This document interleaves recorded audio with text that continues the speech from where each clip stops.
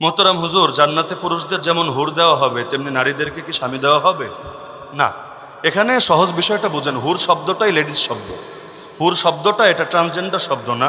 হুর এটা হাওরা শব্দের বহুবচন। হাওরা, হাওরা মানে কি? ডাগর ডাগর চোখ বিশিষ্ট সুন্দরী নারী, তাদেরকে একজনকে বলে হাওরা আর অনেকজনকে বলে হুর, আল হুরুল আইন। তো জান্নাতে পুরুষদেরকে হুর দেওয়া হবে তাদের জন্য উপহার হিসাবে। নারী যারা থাকবে, দুই রকম নারী থাকবে।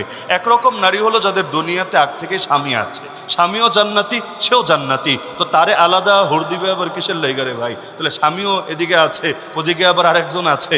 দুনিয়াতেই তো এইরকম কাজ কেউ করলে তারে 12 ভাতারি বলে, মানুষ তারে ভালো বলে না, তারে খারাপ বলে। তো সেখানে জান্নাতে যাওয়ার পর এই প্রশ্নই বা আসবে কিভাবে? হ্যাঁ, বলতে পারেন কিছু মেয়ে তো এমন আছে যাদের বিয়ে শাদী হয় নাই, অথবা হয়েছে তবে স্বামী জান্নাতি হয় নাই, জাহান্নামী হয়েছে, স্থায়ী জাহান্নামী একদম। যদি এমন হয় কিছুকাল জাহান্নামে পরে জান্নাতে, এটা না, স্থায়ী জাহান্নামী কিন্তু সে জান্নাতি হয়েছে, তাহলে এইসব নারীদের কি হবে?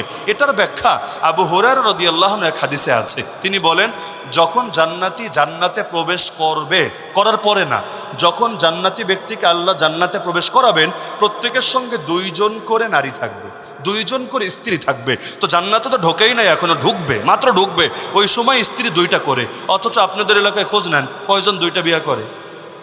বেশিরভাগই তো 2টা বিয়ে করে না, বেশিরভাগ মানুষ দুনিয়াতে একটা বিয়ে করে। হ্যাঁ, এখন বলবেন কেউ তো 3টা 4টাও করে। 3-4 হলে সমস্যা নাই, এটা যেহেতু সংখ্যায় কম, আলাদা করে বলা লাগবে না, আল্লাহ তো কাউকে ঠকাবে না, আল্লাহ দিয়ে দিবে।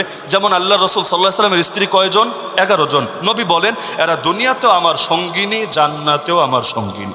তাহলে সাধারণভাবে প্রত্যেকের সঙ্গে 2 জন করে স্ত্রী থাকবে। তো বিয়ে করলেন একটা, বউ হয়ে যাবে 2টা, আর একটা কি ফটোকপি হবে না ক্লোন কপি হবে? এগুলো কিচ্ছু না।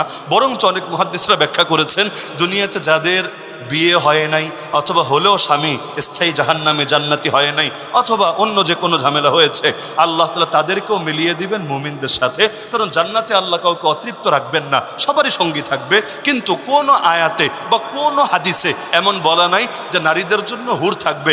আর হুর শব্দটাই আমি বলেছি স্ত্রীবাচক শব্দ, পুরুষবাচক শব্দ না। তো যদি বলেন নারীর জন্য হুজুর লেডিস থাকবে নাকি, আরে ভাই এই প্রশ্ন কেমন?